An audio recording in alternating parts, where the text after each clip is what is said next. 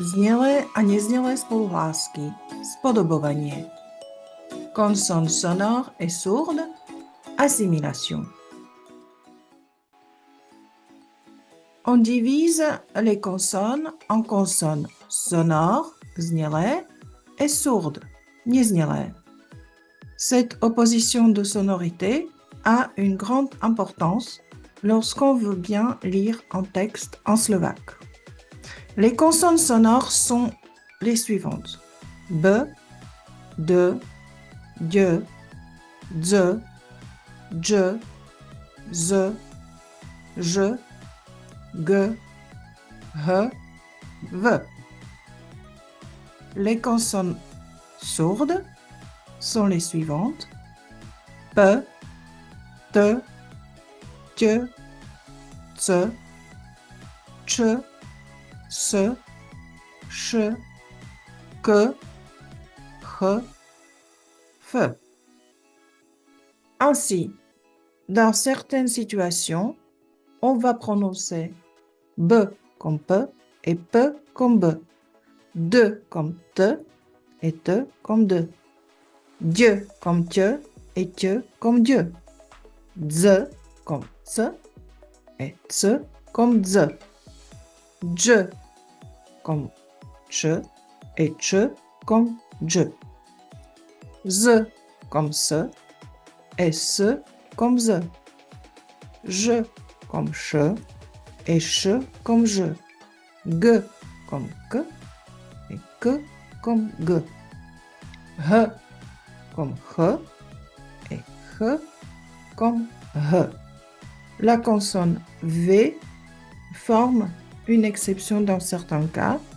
Néanmoins, comme on peut le voir dans la petite vidéo consacrée à la prononciation de la consonne V, dans certains cas, on va être amené aussi à prononcer V comme F. Assourdissement en fin de mot.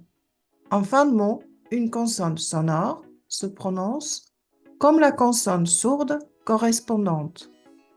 Attention, en fin de mot veut dire qu'on marque une petite pause lors de la prononciation. Ainsi, on prononce dup, klup, holub, východ, hrad, med, choď, poď, hněď, jedz, mosac, háč, imič, kas, anís, tiež, garáž, kemping, biológ, roh, batoh. Attention. Dub, me, na dube. Klub, me, o klube. Hrad, z hradu. Med, z medu. Choď, chodiť. Poď, poďme. Mosac, z mosadze. Háč, hádže. Imič, o imidži. Kas, s kazom. Anís, s anízom. Garáž, v garáži. Kemping, o kempingu. Roh, na rohu. Batoh, v batohu. Assimilation régressive à l'intérieur d'un mot lorsque plusieurs consonnes se suivent, parfois 2, mais parfois ça peut être même 3 consonnes.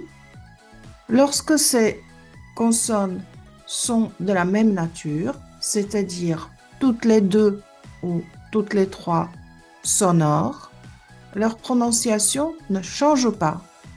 La même chose lorsque ces consonnes qui se suivent à l'intérieur d'un mot sont sourdes, leur prononciation ne change pas. Mais lorsqu'une consonne sonore est suivie d'une consonne sourde, celle-ci va agir sur la consonne sonore qui la précède et les deux consonnes vont être prononcées comme des consonnes sourdes. Bluzka. Lorsque la consonne sourde est suivie par une consonne sonore, celle-ci va agir sur elle et va la sonoriser. Les deux consonnes, voire trois, vont être prononcées comme des consonnes sonores. Gdzie. En fin de mot, lorsqu'il y a plusieurs consonnes qui se suivent, lorsque celles-ci sont sourdes, leur prononciation ne change pas. Mais si les consonnes en fin de mot qui se suivent sont des consonnes sonores, la dernière va d'abord être assourdie et de ce fait va agir sur la précédente. Ainsi, les deux consonnes vont être prononcées comme des consonnes sourdes. Dashť. Et c'est la même chose lorsqu'on va avoir en fin de mot une consonne sonore suivie d'une consonne sourde. Celle-ci va agir sur la consonne sonore précédente et les deux consonnes vont être lues et prononcées comme des consonnes sourdes. Bosk. Assimilation régressive s'applique aussi dans une suite de mots qui vont être lus ou prononcés d'un seul trait. Ce sont les mêmes règles si on a un mot qui va se terminer par une consonne sonore, suivi d'un mot qui commence par une ou deux consonnes sonores. Rien ne change à leur prononciation. Príchod vlaku. Lorsqu'il va s'agir des consonnes sourdes, c'est la même chose. Leur prononciation ne change pas. Zázrak storočia. En revanche, si un mot se termine par une consonne sonore et le suivant commence par une consonne sourde, les deux consonnes vont être lues ou prononcées comme des consonnes sourdes. Choď tam. Lorsque c'est la consonne sourde qui va être suivie par une consonne sonore du mot suivant, les deux consonnes vont se lire comme des consonnes sonores. Chceš dačo? La même chose lorsqu'il va s'agir des prépositions asyllabiques. Ainsi, on va lire k bratovi v triede. Regardons encore quelques exemples.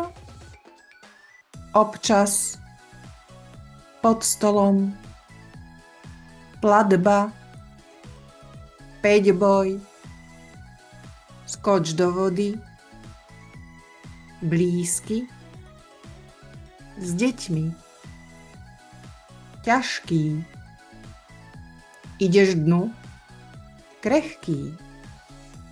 Les autres consonnes sont des consonnes toujours sonores.